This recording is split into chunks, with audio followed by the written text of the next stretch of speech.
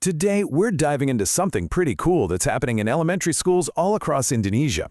They are totally rethinking physical education, moving away from all those old school drills and getting back to something way more fundamental.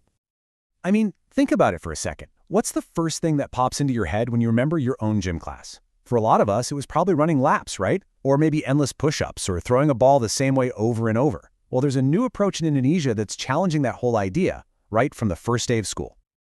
All right, so first things first.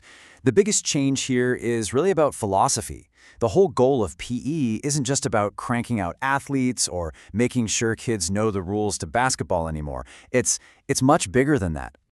At the very heart of this new curriculum is this one core idea: to create what they call a physically educated person.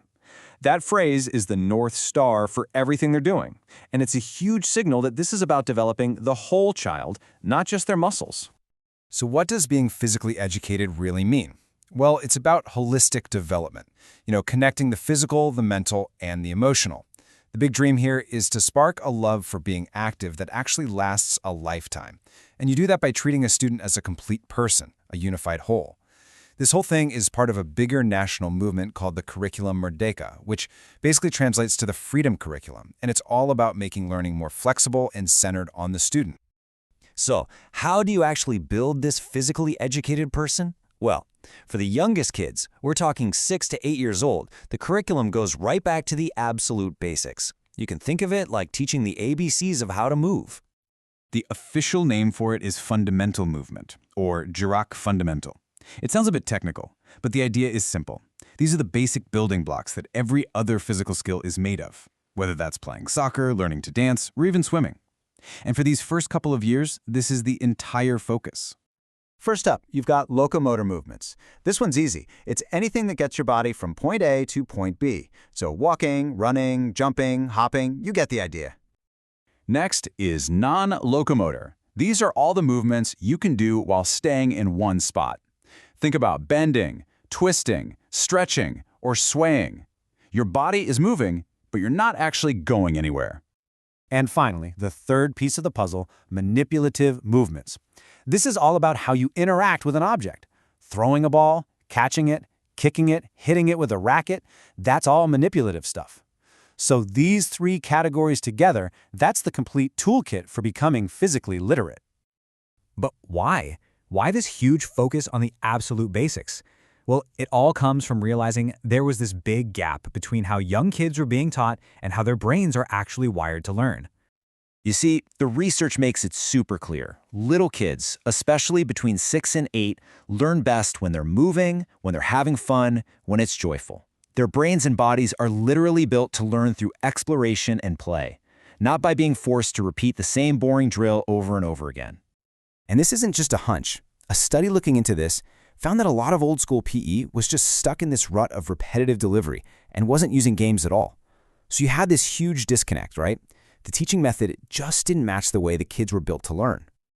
And that brings us to the solution, which is so simple it's brilliant. It's all about unleashing the power of play. So instead of drills, the curriculum teaches all these fundamental movements through games. So take a classic game like Anklick. You probably know it as hopscotch. It's fun, the kids are laughing, they're totally into it. But without even thinking about it, they're practicing super important locomotor skills. Hopping on one foot, jumping, and constantly trying to keep their balance.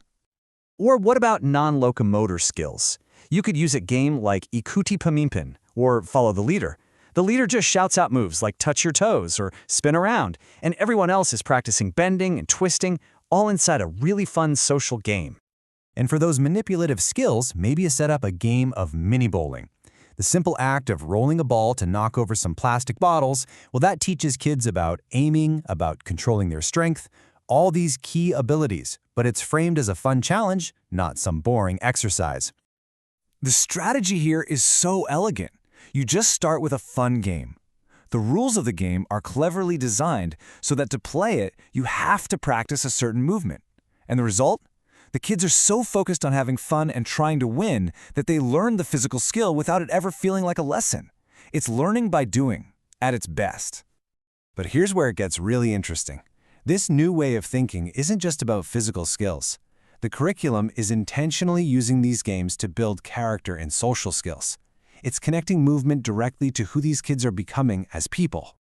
The end goal is to help shape what's called the Pancasila student profile. Now, this is a national framework for character building, and it's based on Indonesia's core values. And gym class is seen as one of the best places to actually put these values into practice. And the games are built to develop two key sides of a person. On the one hand, you have personal responsibility, things like discipline from following the rules, being honest when you play, and learning to manage your emotions. And on the other hand, there's social responsibility, teamwork, empathy, and this really important concept of collaboration called gotong royong, which is all about working together for the common good. So, the million-dollar question, does all this actually work? Is turning gym class into one big game really an effective way to teach? Well, the data we have points to a pretty clear yes. Take a look at this number, 93%. This comes from a field study that put this exact game-based model to the test. That 93% is the positive rating from a whole bunch of students who tried it. They said the games were easy to get into, and, this is the most important part, they really, really enjoyed them. This just goes to show that the model doesn't just look good on paper, it actually works and connects with the most important people in the room, the kids themselves. So, we've seen how this brilliant approach teaches kids how to move their bodies and even helps build their character. And it just leaves you with one big question, right? If play is this powerful for learning something as fundamental as movement, what else could we be teaching through the simple power of a game?